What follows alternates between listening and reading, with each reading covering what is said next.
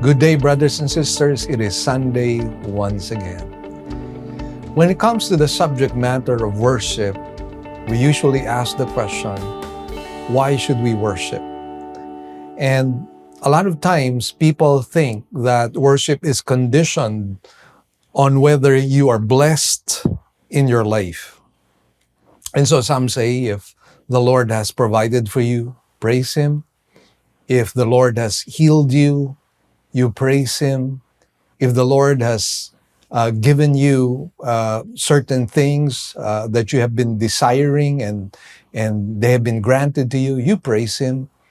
If the Lord gives you a new child, you praise Him. A new job, you praise Him. A new house, you praise Him. Let me ask you this question. What if God doesn't give you those things? What if instead of perceived blessings, what we receive in our lives would be trials, adversities, difficulties, storms, maybe even loss?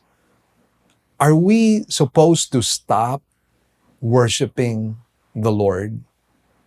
My answer to that is no, because we worship God in the first place because He is God. It is absolutely righteous to worship Him. A change in circumstance doesn't change our worship. We are to worship Him all the time. Allow me to share from Habakkuk chapter 3, beginning from verse 17. It says, though the fig tree should not blossom, and there be no fruit on the vines, though the yield of the olive should fail, and the fields produce no food, though the flock should be cut off from the fold, and there be no cattle in the stalls, yet I will exult in the Lord. I will rejoice in the God of my salvation. The Lord God is my strength. He has made my feet like hinds' feet and makes me walk on my high places. And so, dear friends, it doesn't matter what your circumstance is. Worship the Lord regardless. Shall we rise from our seats and worship Him right now?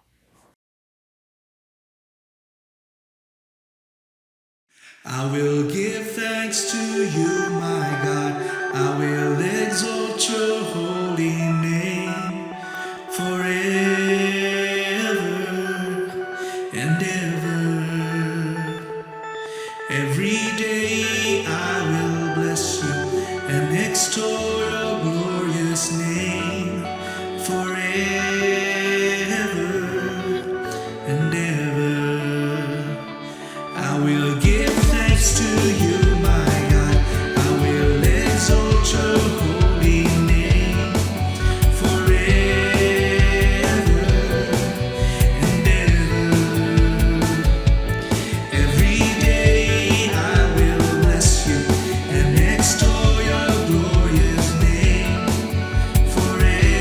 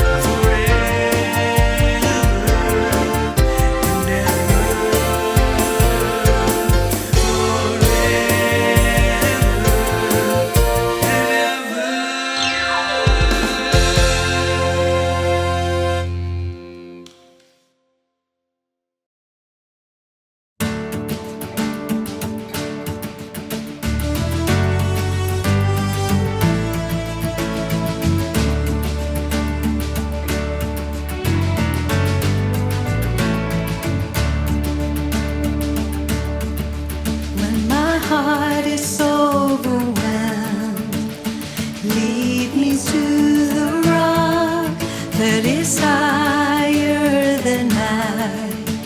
For you have been my refuge, my strength. When I'm battered by the waves, remind me of your word. For you are the living word, my joy. Let me fight a good fight of faith. Let me finish the course. Let me keep the faith, Lord, anchored in your word, sustained by the Lord. Let me hide under your wings. Let me trust in you, my Lord. Let me fix my eyes on you, anchored in your word, sustained by the Lord. When my hope begins to fade and faith begins to waver, hold me by your loving hand. For you have been my shepherd, my guide. Let me fight a good fight of faith. Let me finish the course. Let me keep the faith, Lord, anchored in your word, sustained by the Lord. Let me hide under your wings. Let me trust in you, my Lord. Let me fix my eyes on you, anchored in your word, sustained by the Lord. For the Lord is my shield, I will not be shaken. Though the journey seems so hard, I will follow you. For the Lord is my strength, I will not grow weary. Though the battle is fierce, I will trust in you. Let me fight a good fight of faith. Let me finish the course. Let me keep the faith, Lord, anchored in your word, sustained by the Lord. Let me hide under your wings. Let me trust in you, my Lord. Let me fix my eyes on you, anchored in your word, sustained by the Lord. Anchored in your word, sustained by the Lord.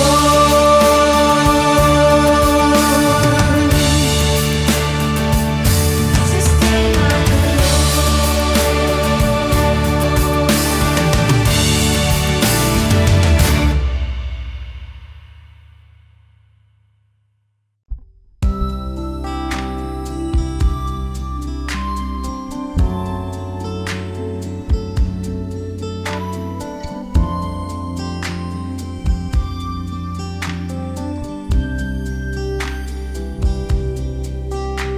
The Lord is my shepherd. The Lord is my shepherd. I shall not be in want. He lets me rest in green pastures. He leads me beside still waters. He restores my soul and leads me in righteousness for his name's sake. For his name's sake. Surely goodness and mercy shall follow me. Shall follow me all the days of my life, and I will dwell in the house of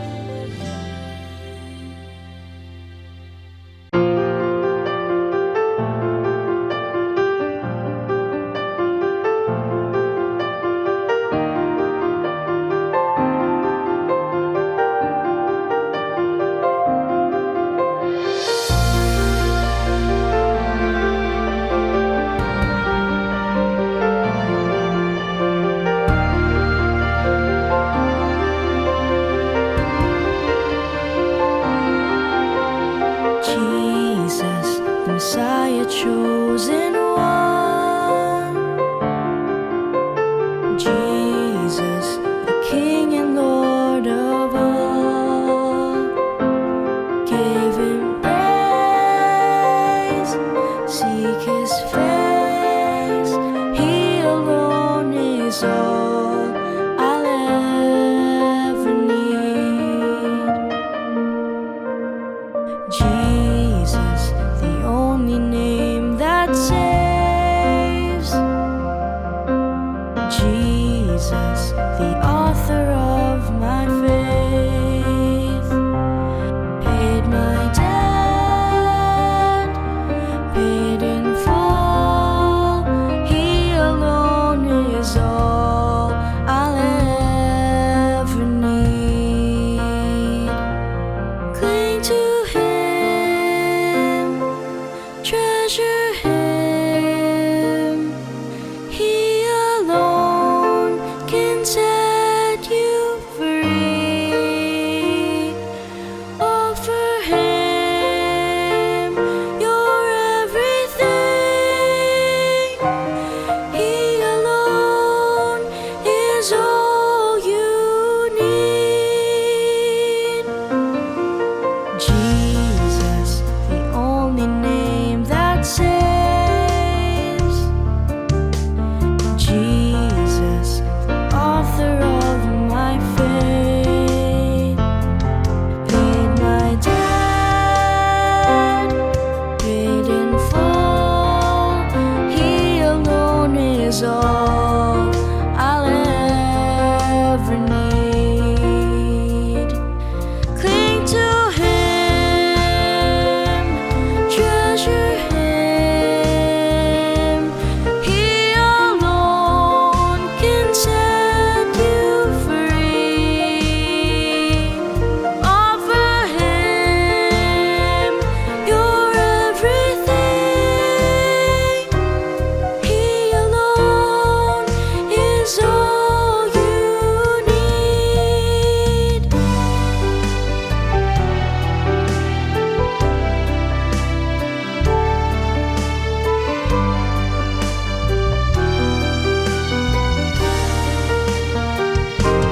Cling to him, treasure him.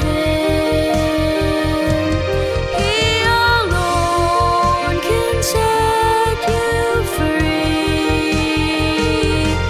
Offer him your everything. He alone is all you need.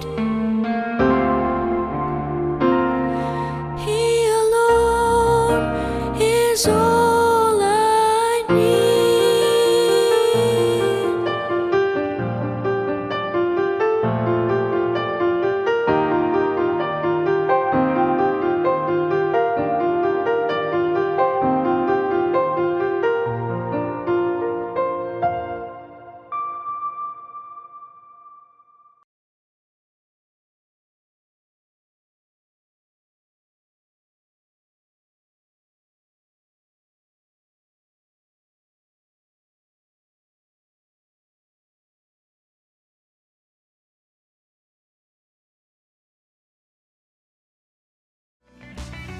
Great news, everyone. We already have 3 weekend services. Every Saturday at 9 a.m. for the Cebuano service, and 2 services on Sundays at 9 a.m. and 4 p.m.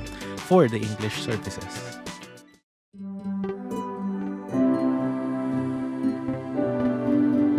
The title of today's sermon is You Can't Be Neutral. We will take our text from Matthew 27, verses 57 to 66. When it was evening, there came a rich man from Arimathea named Joseph, who himself had also become a disciple of Jesus. This man went to Pilate and asked for the body of Jesus. Then Pilate ordered it to be given to him. And Joseph took the body and wrapped it in a clean linen cloth and laid it in his own new tomb, which he had hewn out in the rock. And he rolled a large stone against the entrance of the tomb and went away. And Mary Magdalene was there, and the other Mary sitting opposite the grave. Now on the next day, the day after the preparation, the chief priests and the Pharisees gathered together with Pilate and said, "Sir, we remember that when he was still alive, that deceiver said, 'After 3 days, I am to rise again.' Therefore, give orders for the grave to be made secure until the third day. Otherwise, his disciples may come and steal him away and say to the people, 'He has risen from the dead.' And the last deception will be worse than the first."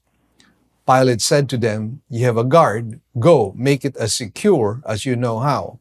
And they went and made the grave secure, and along with the guard, they set a seal on the stone. Let's bow our heads in prayer at this time. Heavenly Father, we thank you and bless you, O God, for this wonderful Sunday you've given us. Once again, an opportunity to get to know you and to get to know your will in our lives. And so, Lord, we surrender ourselves to the illumination of the Holy Spirit, that we might understand your will for us. We pray, Lord, that as we study your word, we will grow in our love, in our faith towards you. We give you thanks and praise in Jesus' name. Amen and amen. You see, when it comes to Jesus, you can never be neutral. Either you love him or you hate him. There is no such thing as a middle ground. Because the truth of the matter is that the ministry of the Lord Jesus Christ is such that he makes clear the divide between light and darkness. And we know that God is light, and the only things that are acceptable to God are the things that belong to the light. And therefore, since God makes it clear, Jesus makes it clear in his preachings, therefore you cannot be neutral with him. Either you love him or you hate him. Now, having said that, when it comes to loving Jesus, our love for him might either be weak or strong. What comes to my mind, my dear friends, would be the Ephesian church. In the book of Revelation, we are told that this was a good church, doctrinally strong, and not only that, they excelled in so many good works. But then the Lord said that he had one thing against them, and it was that they had left their first love. So herein we discover that there is such a thing as weak love, and there is also such a thing as strong love towards the Lord Jesus Christ. And when it comes to us, my dear friends, we do not want to be found weak in our love towards Jesus Christ. We want to have strong love, strong affections towards our Lord, Savior, and Master. And why is that so? Because the Lord has not withheld anything to us. He has given us everything. And we know the cross happens to be the greatest display of God's love towards mankind. And therefore, he deserves only the best. He deserves the strongest possible love we can ever give to him by the grace and by the power of the Holy Spirit. Now, in this narrative, we will find three groups of people, and our sermon outline will reveal to us who they are and where they stand. In verses 57 to 60, we will talk about the weak love of Joseph and Nicodemus, now made strong. And then, in verse 61, the strong love of two Marys, as strong as ever. And then, in verses 62 to 66, the hate of the chief priests and Pharisees greater than ever. So this is what you and I will be talking about. And so let's unpack and go straight to our study today. Let's talk about the weak love of Joseph and Nicodemus, now strong. We read, "When it was evening, there came a rich man from Arimathea named Joseph, who himself had also become a disciple of Jesus. This man went to Pilate and asked for the body of Jesus. Then Pilate ordered it to be given to him. Now, what we know of Joseph is that he is a wealthy disciple of the Lord Jesus Christ. And he is the one who requested Pilate the body of Jesus Christ to be given to him. Now, the request was granted, and this was providential since Joseph happened to be a member of the Sanhedrin at that time, which meant that he had great authority and influence.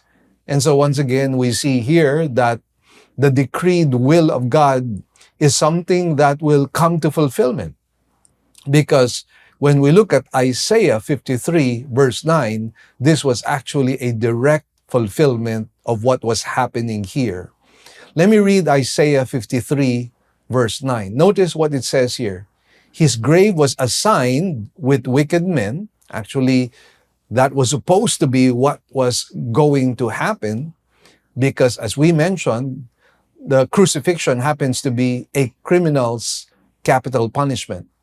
And therefore, those who die because of capital punishment will be thrown into a grave of wicked men. However, verse 9 declares to us, his grave was assigned with wicked men, yet he was with a rich man in his death. And so once again, we find the providence of God at work. And when we speak about the providence of God, what we really mean is that God is the one who controls the circumstances and the people to be able to achieve his purpose and his will. And that's exactly what we discover here in this passage. And so we see the providence of God again in fulfilling this passage. Why? Because although the enemies of the Lord wanted him to be buried with criminals, as criminals had a common grave, God, in his power, in his sovereignty, wanted him to be buried with a wealthy, but more importantly, a godly man. I'd like to share to you a quotation. Echoing that same trust are the words of English clergyman John Nelson Darby. God's ways are behind the scenes, but he moves all the scenes which he is behind. Allow me to add that he moves the scenes for our own good. So in our trying to understand the providence of God, we see that God is the one who is the silent witness to every scene or every circumstance in life. But then he does not stop there. He is the one who arranges everything and he weaves everything into a tapestry of beauty according to his own will. Now, we would like to note that the Romans had absolutely no respect for corpses, which were often thrown into a grave left open to scavenger animals and birds. And sometimes the bodies were simply cast onto a burning garbage dump, such as the one that we find in Jerusalem. There was continual smoldering in the Hinnom Valley, and this was somewhere south of Jerusalem. And this was where the bodies were sometimes thrown. But again, we see here that God prevents that from happening. A testimony that the Son of God is not a wicked person. He is innocent. He is sinless. He is spotless. And therefore, he does not deserve to be thrown into a grave that belongs to criminals. Now, let's go back to Joseph. Now, Joseph was, as I mentioned to you, a member of the Sanhedrin, and he had not agreed with the council's decision to crucify the Lord Jesus Christ. We find this in Luke 23, verse 51. And instead, he was one who had been looking for the kingdom of God and was a believer in Jesus. Joseph of Arimathea, however, was a secret disciple of Jesus, a man who feared his contemporaries and therefore compromised and submitted to them. See, sometimes the problem, my dear friends, is we fail to understand that the fear of man happens to be a snare. It prevents us from doing the will of God. It prevents us from really declaring God's glory and God's grace in our lives. You see, Joseph was a religious leader, an honored member of the Sanhedrin, and in the past, Joseph had been afraid to speak against the religious leaders who opposed Jesus. But thankfully, now he was bold, courageously asking to take Jesus' body from the cross and to be able to bury it. Now, the disciples who publicly followed Jesus had fled. But this Jewish leader who followed Jesus in secret came forward and did what was right. Fear no longer gripped him. Fear should not take hold of us. And so what we discover here is a reversal of roles. From a previous secret disciple, fearful of men, now Joseph comes into the fore, wherein he now boldly declares that he has a relationship with the Lord by asking the body of Jesus Christ. On the other hand, we know that disciples were claiming to be bold, claiming that they would die even with the Lord Jesus Christ. But now, dear friends, we find them in hiding. And so, just because we start right doesn't mean we will end right. And just because we start wrong doesn't mean we cannot correct that and do the right thing in the end. So, by Joseph asking the body of the Lord Jesus Christ was a very bold step. Why? Because it would have cost him his place in the Sanhedrin, and it would have jeopardized his economic, social, and family welfare as well, not to mention his life. Joseph's love for Jesus led him to face the wrath of his fellow council members and friends. As I mentioned to you, fear no longer took hold of Joseph. This should be our attitude. His weak love initially for the Lord became stronger. But we have to note, of course, that right at the very beginning, he was not as bold as he should be. He did not display his love for the Lord as he should. Which brings me to a story which I recall. The pioneer evangelist Peter Cartwright spent 70 years in the work of the Lord and always preached the word of God without fear or favor. One Sunday, he was asked to speak at a Methodist church in the southern part of the United States. And during a song before the message, the local pastor whispered to him that the renowned Andrew Jackson, who later on became the 7th President of the United States of America, had just entered the sanctuary. He cautioned Brother Cartwright to be very careful of what he said, lest he offend their famous guest. The evangelist, however, knowing that the fear of man bringeth a snare, was determined not to compromise the truth. He also knew that great leaders need the Lord as much as anyone, so he boldly proclaimed the gospel. In fact, halfway through his sermon, he said, "I understand that Andrew Jackson is among those present in the congregation today. If he does not repent of his sins and accept Jesus Christ as his personal Savior, he will be just as lost as anyone else who has never asked God for his forgiveness." Instead of becoming angry, the illustrious visitor, Andrew Jackson, admired the preacher for his holy boldness.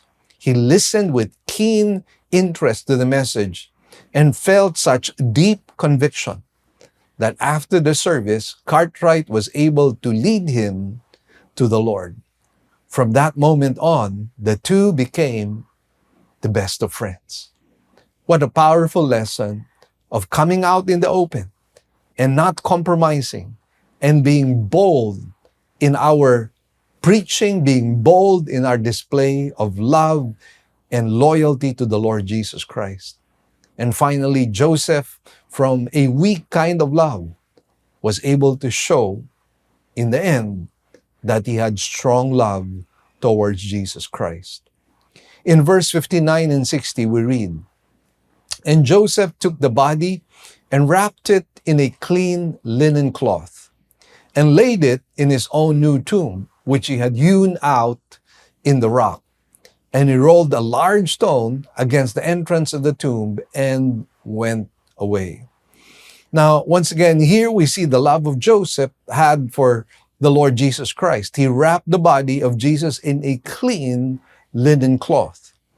He laid the body in a new tomb, and he was the one who had hewn this tomb. He rolled a large stone. Now, allow me to give you a little sidebar, because another account reported Joseph was assisted in the burial by Nicodemus. You remember Nicodemus? The one to whom Jesus said, "You must be born again." And so we find him together with Joseph this time during the burial. And we find records of it in John 19:39. And another cross-reference would be John 3:1-21, wherein we are introduced to the person of Nicodemus. And so these two men took the body of Jesus and, following the burial customs of the time, wrapped the body in linen with a mixture of myrrh and aloes, spices used in burial. Nicodemus, by the way, was another religious leader and secret disciple. But now he was willing to pay the cost. As Christians, we must be willing to pay the cost of following Jesus Christ. So again, it's really very interesting that we find here and discover another secret disciple. If you recall, Nicodemus asked to talk to Jesus Christ at night so that nobody would be able to know that he was talking to Jesus. But here, right now, what do we discover? He comes out in the open to declare his loyalty, his faith towards the Lord Jesus Christ. Once again, we find weak love becoming stronger. So we find in this first group of men who for a long time were what we might call secret disciples, people who were afraid to publicly affirm their faith in the Lord Jesus Christ, now being able to display their love towards Jesus. You know, through God's grace, they were finally able to come out of their shells and display what I would like to call holy boldness. And let me share to you a story of holy boldness. After attending the Moody Bible Institute, John and Betty Stam answered the call to serve the Lord in China. One day after they arrived, a band of communist guerrillas entered their town, plundered the countryside, and killed many innocent people. Discovering that these lone foreigners were Christian missionaries, the rebels treated them brutally and finally made martyrs of them. On the way to the place of execution, they stopped at a small post office, and the clerk asked John Stam, "Where are you going?" And he said, "I don't know where the soldiers are going, but we are on our way to heaven." Later, Chinese believers found a hurriedly written note expressing the fearless and faithful testimony of these gallant followers of the Lord. It read, "As for us, may God be glorified, whether by life or by death." Their sacrifice, by the way, has inspired many others since that time to serve our Lord and Savior, Jesus Christ. Now, going back to the narrative, Joseph placed the wrapped body in his own new tomb cut out of the rock near the place of crucifixion. Now, why Joseph of Arimathea would own a tomb in Jerusalem cannot be determined. But one thing we know, this was all part of God's sovereign plan. Joseph and Nicodemus rolled a big stone across the tomb's entrance. And we now segue into the strong love of two Marys, as strong as ever, as found in verse 61. And it says, and Mary Magdalene was there, and the other Mary sitting opposite the grave. Now, Mary Magdalene and Mary, as ever, proved themselves loyal to the very end.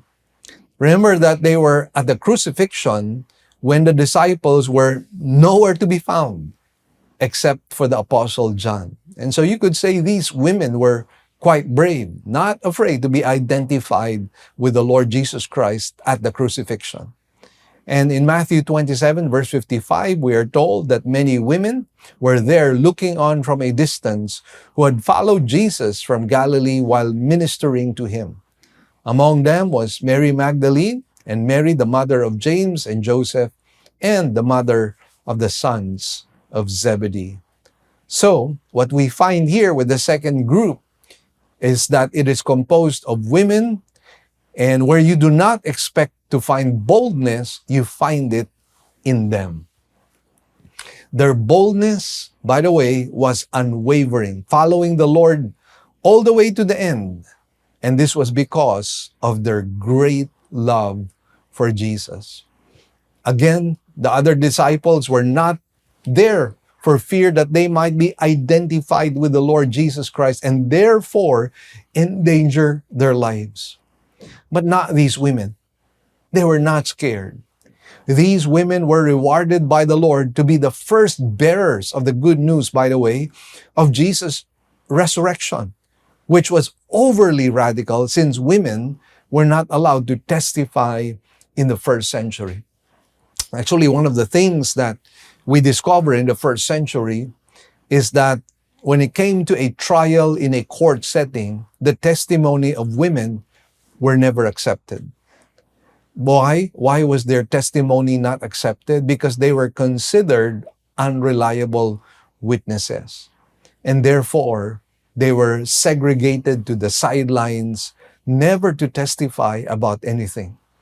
But as I mentioned to you, the Lord Jesus Christ does something radical by using these women to testify about his resurrection. They were the very first ones to testify about the resurrection. Allow me to feature that narrative. In Matthew 28, it says, now after the Sabbath, as it began to dawn toward the first day of the week, Mary Magdalene and the other Mary came to look at the grave.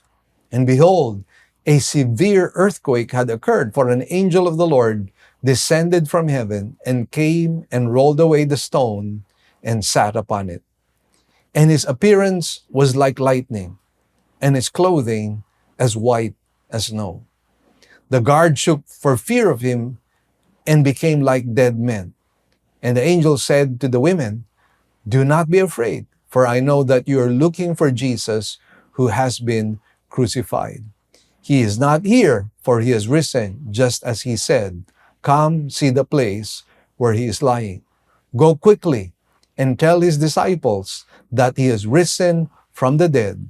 And behold, he is going ahead of you into Galilee.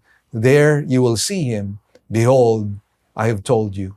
And they left the tomb quickly with fear and great joy and ran to report it to his disciples. What a radical change in terms of how the women are to be used right now.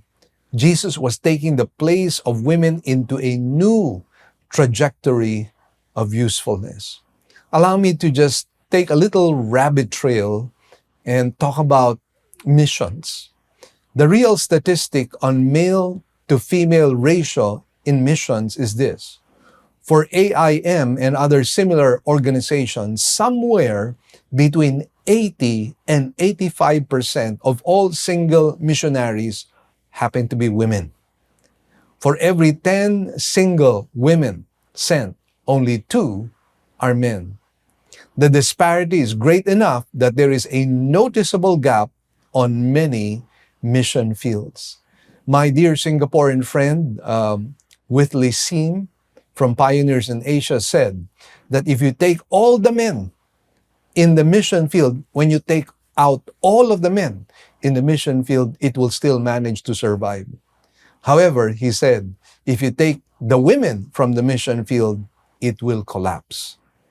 And so, to my inflexible, strong, complementarian friends who believe that women have no place in the ministry, I challenge you to send your men into the mission fields like Afghanistan, Pakistan, Iran, Iraq, and many others. And the reason why I say that is because gender has become a moral issue. And for me and for the Lord Jesus Christ, it is quite clear that in the New Testament, gender is no longer an issue when it comes to ministry. So let me encourage the women to allow themselves to be used by the Lord, follow their calling, and minister as God has given them certain gifts. Now we move on from that, and let's talk about the hate of the chief priests and Pharisees, which are greater than ever, as found in verses 62 to 66. Now on the next day, the day after the preparation, the chief priests and the Pharisees gathered together with Pilate and said, "Sir, we remember that when he was still alive, that deceiver said, 'After 3 days, I am to rise again.' Therefore, give orders for the grave to be made secure until the 3rd day. Otherwise, his disciples may come and steal him away and say to the people, 'He has risen from the dead,' and the last deception will be worse than the first." Now, even with all the supernatural events that surrounded the crucifixion, remember, there was an earthquake, the veil was torn from top to bottom, and then there was darkness midday. All of these were supernatural, and then dead people were resurrected. In spite of all these supernatural events, the Pharisees still did not budge one bit from their hardened stance. They continued on in their unabated hatred towards Jesus Christ. And what do? They go to Pilate calling Jesus a deceiver. There they speak about their apprehension that the disciples might steal his body, claiming fulfillment that he would rise from the dead. They understood the promise of the resurrection, but they did not believe in it. Well, the greatest sin of the religious leaders of that time was unbelief. This, my friends, is one of the greatest sins, if not the greatest, for it is the sin, the only sin, that will bring us to hell. For there is no other path to salvation except by faith. All other sins, my dear friends, can be forgiven. Even the heinous crimes that you may have committed. But there is one sin that will never be forgiven, and it's the sin of unbelief. You know, several famous people were asked what they felt was the saddest word in the English language. And here's what some of them said. Poet T.S. Eliot said, "The saddest word in the English language is, of course, saddest." Lyricist Oscar Hammerstein said, "But." Writer John Dos Passos quoted John Keats, "Forlorn, the very word is like a bell." Psychiatrist Carl Menninger said, "Unloved." Statesman Bernard M. Baruch said, "Hopeless." President Harry Truman quoted John Greenfield Whittier, "For all sad words of tongue and pen, the saddest are these, it might have been." Alexandra Tolstoy said, "The saddest word in all languages which has brought the world to its present condition is atheism." In a sense, the religious leaders had selective atheism. They always chose not to believe in Jesus Christ, who is the only way to the Father. By the way, as a sidebar, I would like to deal also with the lack of understanding of the apostles who were told plainly by the Lord Jesus Christ that he was going to die and rise after 3 days. What was ironic was that the Pharisees understood this, but the apostles never did until the resurrection. This brings us into a very important lesson. we only hear what we would like to hear. The disciples did not want to hear about Jesus' death because it would destroy their ambitions for greatness. Isn't this true, my dear friends, that sometimes we are selective in what we want to hear, that we tend to choose parts of Scripture we feel are easy for us to follow, convenient and comfortable. But then when it comes to the harder parts of Scripture, the difficult ones, which would cause inconvenience, which would probably even cause us to be embarrassed, which would cause us to die to ourselves, those are things we do not want to hear. We sort of tune out when these are things that are being said to us. Well, that's the reason why the apostles were not able to understand the message of resurrection until Jesus himself was resurrected. Moving on to the story, Pilate said to the priests, "You have a guard. Go make it as secure as you know how." And they went and made the grave secure, and along with the guard, they set a seal on the stone. The grave was secured obviously to stop the disciples from stealing the body. Now, the word seal comes here. This was likely done by connecting the stone to the tomb with a cord and wax so that any tampering could easily be detected. One would think that the guards and the sealed tomb, even if Jesus were to rise from the dead, he would be stopped short. But not even this would stop the Lord Jesus Christ from resurrecting from the dead. There is no way you can stop the Son of God from rising from the dead. There is no way you can stop Jesus from fulfilling his promise and his prophecy that on the third day he will rise again. This part, I believe, is also providential, since this provides an occasion for unbelieving and pagan witnesses to see the resurrection itself. God creates circumstances that will bring greater glory to himself. In fact, the harder the problem, the more difficult the situation, the more seemingly impossible it is, the greater glory God can bring upon himself.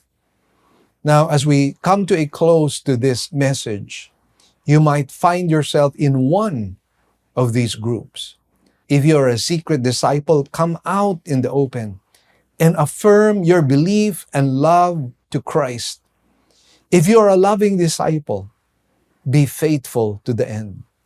And if you belong to the third group that hates Jesus Christ, stop the hate, start believing, and start loving. Let's come before the Lord in prayer. Heavenly Father, we thank you and bless you for this blessed Sunday you've given us. We trust that the word will not return to you null and void, but that it might accomplish the very purpose by which you have sent it for. And whatever has been achieved today, we give you back the glory, praises, and thanks. In Jesus' name we pray. Amen and amen. God bless you all, dear friends. And once again, please like and subscribe to our YouTube channel, our Facebook page, and also our TikTok account. And then please do not forget, we are on nationwide TV and radio. God bless you all. We'll see you again next Sunday. Good news, brothers and sisters! Our radio program will now be heard nationwide through FEBC radio stations. As an added bonus, all Living Word original songs will likewise be aired as well. So, if you would like to listen to our radio program, we're coming out in the following stations: 702 DZAS AM, broadcasting from Pasig every Sunday, 11 a.m. to 11:30 in the morning. We're also coming out from 104.3 DWAY FM from Legazpi. This is also every Sunday from 10 to 10:30 in the morning. And for those of you in Tacloban, we're coming out from 97.5 DYFE FM every Monday from 11:30 in the morning to 12 p.m. For those of you in Zamboanga, we are coming out from our station in 1116 DXAS AM every Sunday from 11:30 to 12 p.m. Also, for those of you in Davao, we're coming out from 1197 DXFE AM every Sunday from 2 o'clock in the afternoon to 2:30 p.m. For those of you in Coronadal, we're also coming out from station 1062 DXKI AM every Saturday from 8 to 8:30 p.m. And for those of you in Cagayan de Oro, we're coming out from 103.3 DXJL FM every Sunday from 8 to 8:30 p.m. And for those of you from Metro Cebu, we're coming out from 98.7 DYFR FM every Saturday and Sunday from 8 to 9 p.m. Please tell your friends about this and tune in to our radio program. Let us pray that God might use this radio program to become a blessing to as many people as possible. God bless you all. Great news, everyone. We already have 3 weekend services every Saturday at 9 a.m. for the Cebuano service and 2 services on Sundays at 9 a.m. and 4 p.m. for the English services. We'd also like to thank our partners, our members who have been consistently giving to partner with us in the work of the Lord. We'd like to share our giving channels to those who would like to partner with us in the work of the Lord. You can deposit your love offerings to the following banks. Banco de Oro. Account name is LWCCCII. The account number is 001-000-60800. We also have a BPI account. Account name is Living Word Christian Ministries, Cebu Incorporated. Account number is 1021023481. Finally, we have RCBC. Account name is LWCCCII. Account number is 14520052886. To give via GCash, just follow these simple steps. From your GCash app, click Bank Transfer. In Bank Transfer, click the BDO icon under Select Partner Banks. Enter the amount, enter the name LWCCCII and account number 001-000-60800 and send the receipt to office@livingword.ph. Then click Send Money. You may also send your love offerings and donations online through our website. Go to www.livingword.ph and click Give, and then a dialog box comes out of it. Kindly click on your giving preferences. Thank you, and God bless.